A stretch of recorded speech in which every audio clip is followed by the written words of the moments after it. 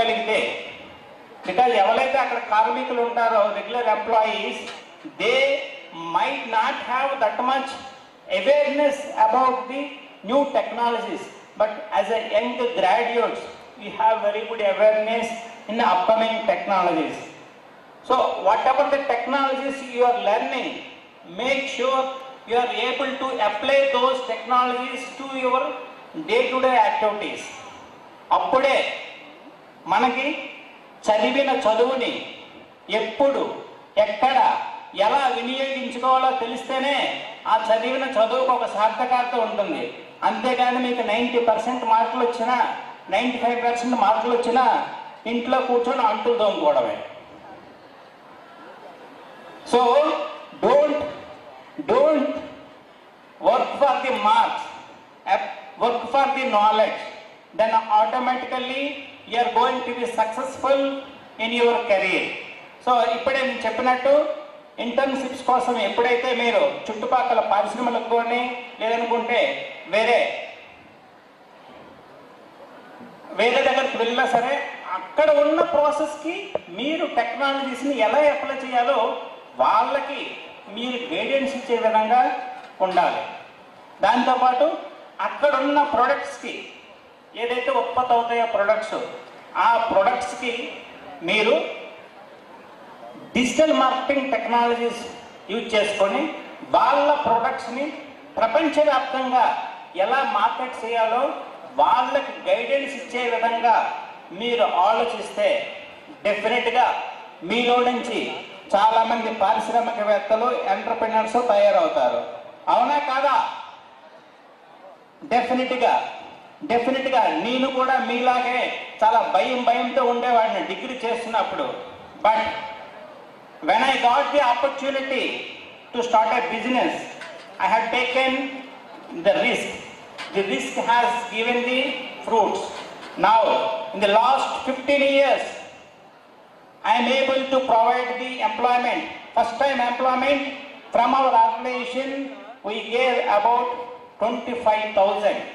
అంటే ప్రత్యక్షంగా గత 15 సంవత్సరాల్లో ఫ్రెష్ గ్రాడ్యుయేట్స్కి ఒక 25,000 మందికి ఉద్యోగాలు ఇస్తే పరోక్షంగా ఇది కొన్ని లక్షల మందికి సమానం. సో ఒక మారుమూల ప్రాంతం నుంచి వచ్చిన నాకే ఈ అవకాశం ఉన్నప్పుడు వెల్ ఎడ్యుకేటెడ్ పీపుల్ ఫ్యామిలీస్ నుంచి వచ్చిన మీకు ఎందుకు అవకాశం ఉండదు? అవకాశం అనేది ఎప్పుడు రాదు, అవకాశం మనం కల్పించుకోవాలి. That is called as entrepreneurship. You have to utilize the opportunity. You have to convert the problem as a business opportunity. Provide a solution using the technologies. Then automatically you are going to become the entrepreneur. Is whatever the wording I am telling, I hope I am very clear. I am able to convey properly to the people who are sitting here because I am talking in English as well as Telugu. How many are the non-Telugu people here? Non-Telugu people? Very few are there. Very few. I am going to have a separate session to you because some of the non-Telugu people are also here. But majority of the people, మా ఉత్తరాంధ్ర యువత ఇక్కడ ఉన్నారు. ఈరోజు యువత రేపటి పారిశ్రామికవేత్తలుగాను అలాగే రేపటి ప్రజాప్రతినిధులుగాను, అవునా, పారిశ్రామికవేత్తలుగాను ప్రజాప్రతినిధులుగాను అవుతారు.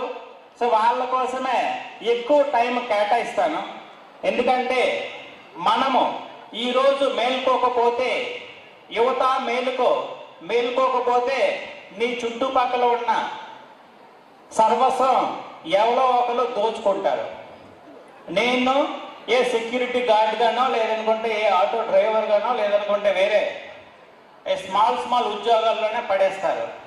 ఆపర్చునిటీని యూటిలైజ్ చేసుకోకపోతే ప్రతి విద్యార్థికి ఏదో ఒక ప్రాబ్లం వస్తుంది. ఎందుకంటే ఏదో ఒక చిన్న ఉద్యోగంలో మనం సెటిల్ అయిపోయిన తర్వాత మన లైఫ్ అంతా అలాగే వెళ్ళిపోతుంది.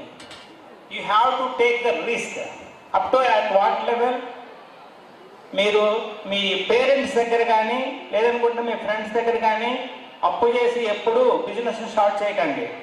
You have to take your own risk of your own money. So నా విషయానికి వస్తే నేను నా బిజినెస్ని కేవలం 10,000 రూపాయలతోనే స్టార్ట్ చేశాను 2007లో.